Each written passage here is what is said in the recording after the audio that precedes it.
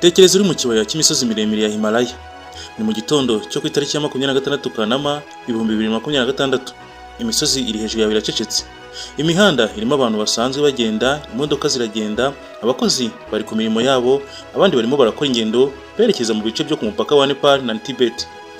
Ariko hejuru y'iyo misozi, ahantu abantu benshi batashoboraga kubona, hari ikintu cyari kimaze gutangira guhinduka. Urubura n'ibibarafu byari bimaze igihe bibitswe ku butumburuke bukabije cyane. Amabuye yari afashe ku misozi, amazi yari arimo agenda yiyongera.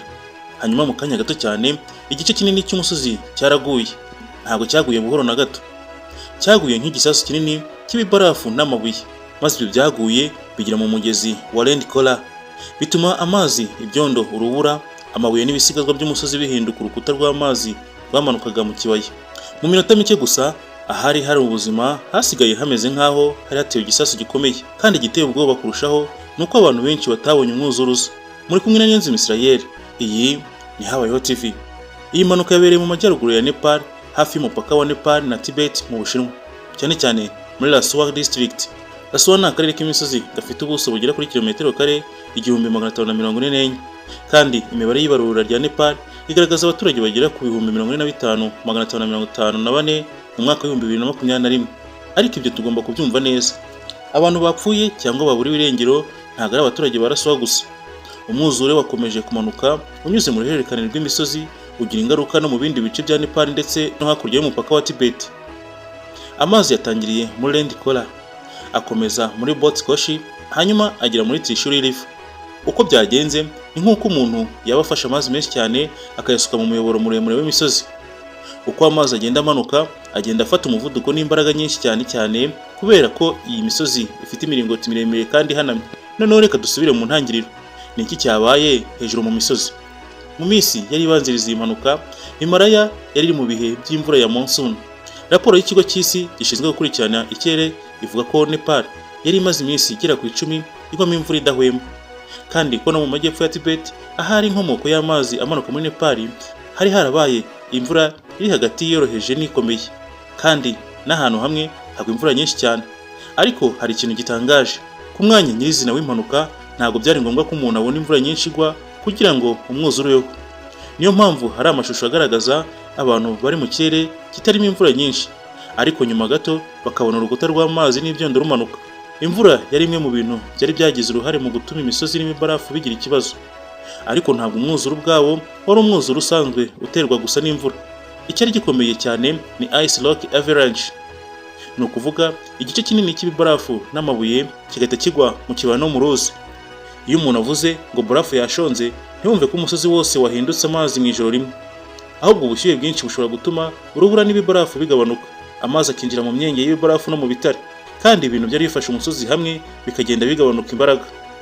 Abahanga bavuga ko mu masaha agera kuri 24 yabanjirije impanuka, amashusho ya satellite yasaga nagaragaza ko hari urubura rwinshi rumaze gushonga. Dan Sugar, umuhanga mu bumenyi bw'isi, yavuze ko igice cyo hasi cy'ibibarafu cyasenyutse ku butumburuke bwari hafi kuri metero 5200, kigwa ahantu hari hasi ho metero 1200. Igice kinini cy'ibibarafu n'amabuye kiri ku butumburuke burenga ibirometero 5 hejuru y'inyanja, kigwa mu kibaya kiri hasi cyane. Iyo barafu n'amabuye biguye, ntabwo bihagarara, bihita bitangira gukurura ibindi bitare, ubutaka n'amazi, maze kikavamo ikintu kimeze nk'umwuzure wuzuye amazi, ibyondo, amabuye, urubura, ibiti n'ibindi bisigazwa. Niyo mpamvu iyi mpanuka itagomba kwitwa gusa umwuzure. Ni debris flow ikomeye cyane yatewe no gusenyuka kw'ibarafu n'amabuye, ikaza gukurikirwa n'umwuzure ukomeye. Kandi hari ikintu cyatumye abantu babanza kwibeshya. Mu ntangiriro hari amakuru yavugaga ko habayeho umutingito wa magnitude 4.4 kwishobora kuba ariyo yateye gusenyuka kw'ibarafu. Ariko nyuma ikigo cyitwa US Geological Survey n'abandi bahanga basesenguye ibimenyetso bya seismic basanga ibintu byari bitandukanye.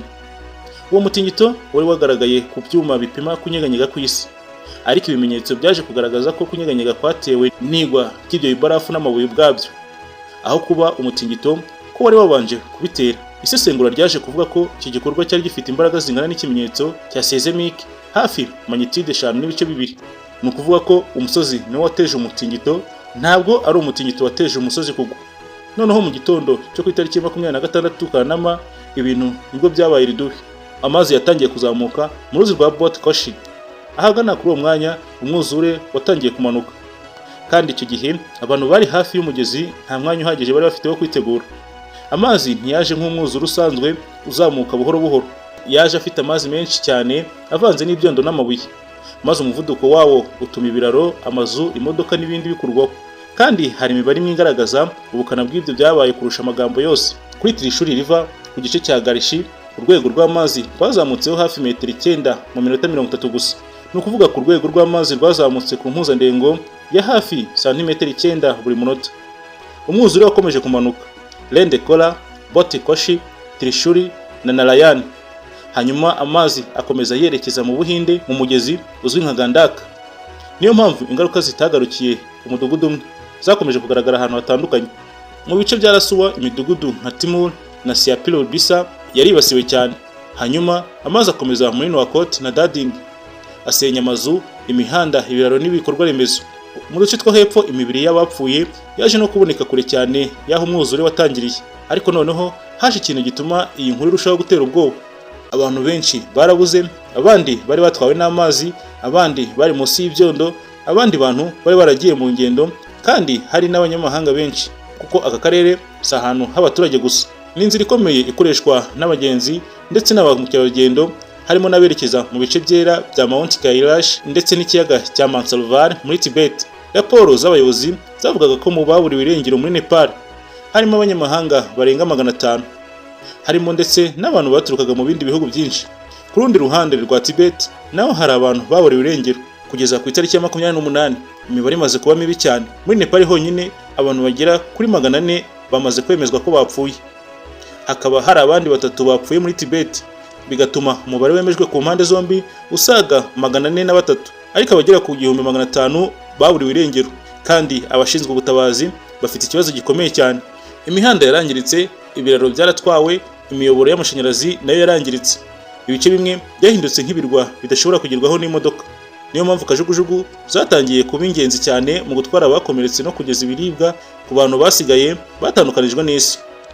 Ariko mu gihe abashinzwe ubutabazi bari bagihanganye n'iyi mpanuka, abayobozi batangiye gutinya ko kimwe muri ibyo byuzi bisanzwe byakozwe n'ibyondo n'amabuye bishobora gusenyuka bigateza undi mwuzure utunguranye. Icyatangiriye hejuru mu misozi cyageze mu ruzi rwa Rende. Aha niho ibintu byafashe indi ntera. Ibibarafu n'amabuye byafunze umugezi mu gihe gito, bikora nk'urukuta rusanzwe rwafunze amazi inyuma yarwo. Amazi yakomeje gukusanya inyuma y'ayo matongo. Amazi menshi yaramaze gukusanyika atangira gusohoka icyarimwe, atwawe n'ibyondo, amabuye n'ibindi bisigazwa. Ntabwo byari bikimeze nk'umugezi, byari bimaze kuba nk'urukuta rw'amazi n'amabuye. Niyo mpamvu abantu bari hasi batabonye umwanya uhagije wo guhunga.